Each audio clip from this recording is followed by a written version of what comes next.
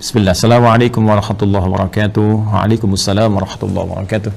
Ustadz, saya mau tanya amalan yang baik buat ibu yang sudah meninggal, karena selama ibu hidup di dunia saya belum bisa memberikan kebahagiaan kepadanya. Terima kasih.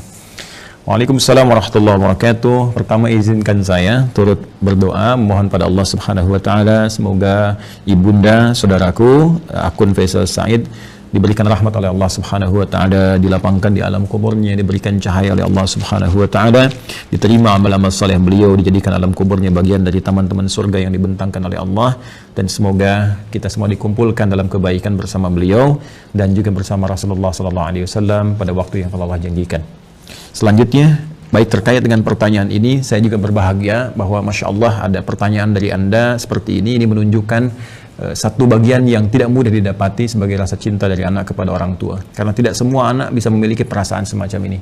Maka berbahagialah ketika tumbuh nilai-nilai itu, kecintaan kepada ibunda yang memang sangat dimuliakan dalam Al-Quran. Ya, seorang ibu Masya Allah berapa kali mendapatkan keutamaan dalam Al-Quran, ya, seperti di Quran surah ke-31 misalnya di ayat ke-14, Quran surah ke-46 di ayat ke-15, bagaimana Allah melukiskan perjuangan seorang ibu sampai kita harus berbakti maksimal kepadanya, kan, sampai nanti puncaknya di Quran surah ke-17 ayat 23 ketika Allah menetapkan kita harus berbakti kepada Allah, setelah itu meletakkan bakti kepada kedua orang tua setelah pengabdian kita dan penghambaan kita kepada Allah Subhanahu wa taala.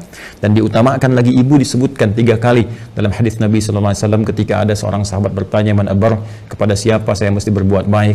Maka Nabi menjawab, ummak, kepada ibumu. Qala thumma man, kemudian kepada siapa? Qala ummak, kepada ibumu. Qala thumma man, kemudian kepada siapa? Qala ummak, ibumu. Baru kemudian yang keempat disebut abak. Ya, bukan berarti dalam konteks ini ayah misalnya tidak punya prioritas, tidak, tapi ini ingin menunjukkan bagaimana keutamaan seorang ibu yang memiliki keistimewaan di hadapan Allah dan Rasulnya. Pun demikian ayah pun nanti punya keutamaan dalam konteks yang terpisah. Dari sini Nabi memberikan bagaimana isyarat kepada para sahabat, ya ridwanullah alaihim jami'an, untuk berbakti kepada ibundanya. Ya, dalam keadaan hidup misalnya, kalau Anda buka kitab Al-Adabul Mufrad karya Al-Imam Al-Bukhari, dikisahkan bagaimana seorang yang berjuang sudah berangkat ke medan jihad, dilaporkan oleh kawannya, ya ibunya sedang menangis. Ya, karena belum bisa melepas kepergiannya pada saat itu, belum ketemu chemistry-nya. Ya, maka Nabi memanggil kemudian si anak muda ini, yang dipanggil oleh Nabi, maka Nabi katakan kepadanya, idhab, ya irji' ila ummik, bermakna pergilah kembali, pulang kepada ibumu, buat dia tertawa sebagaimana engkau telah membuatnya menangis. Buat dia tertawa sebagaimana engkau telah membuatnya menangis. Ini para ulama mengomentari bagaimana kedudukan seorang ibu sampai jihad berbakti kepadanya dalam keadaan hidupnya, membahagiakannya, memuliakannya, ya itu diutamakan bahkan melebihi jihad dalam medan perang jika ada kemudian hal-hal yang menuntutnya secara syar'i.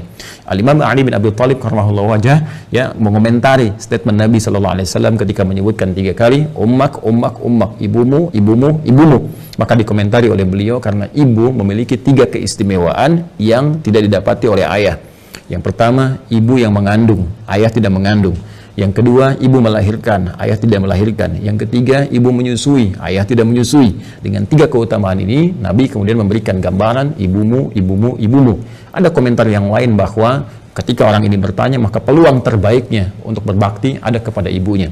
Sehingga Ibnu Abbas radhiyallahu ta'ala anhuma ketika didatangi oleh seseorang di masa beliau menjadi mufti, ya, aku punya persoalan, aku punya maksiat yang cukup tinggi aku kerjakan, bagaimana cara bertobat kepada Allah Subhanahu wa taala? Ibnu Abbas kemudian berkata, apakah engkau masih punya ibu? Ya, kata orang ini, ya aku masih punya ibu. Maka kata Ibnu Abbas radhiyallahu ta'ala anhuma, pergilah engkau pulang, ya, kemudian layani ibumu, bahagiakan ibumu, ya, dan berbuat baiklah kepada ibumu. Orang ini bertanya, kenapa engkau berfatwa demikian, kan? Dia tidak menyuruh misalnya saya maksimalkan sholatnya, maksimalkan misalnya sedekahnya, tapi yang diutamakan ke ibu.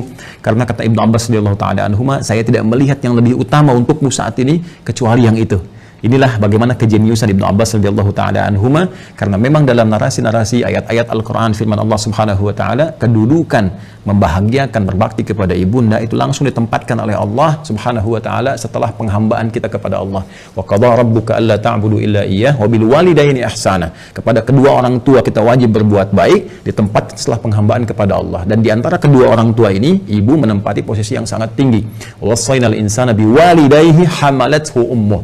Jadi ketika 2 ini disebutkan, kata Allah di Quran surah 31 di ayat ke-14, dan kami wasiatkan kepada kedua ke seluruh anak-anak itu untuk berbakti kepada kedua orang tuanya. Siapa di antara mereka kalau mau didahulukan?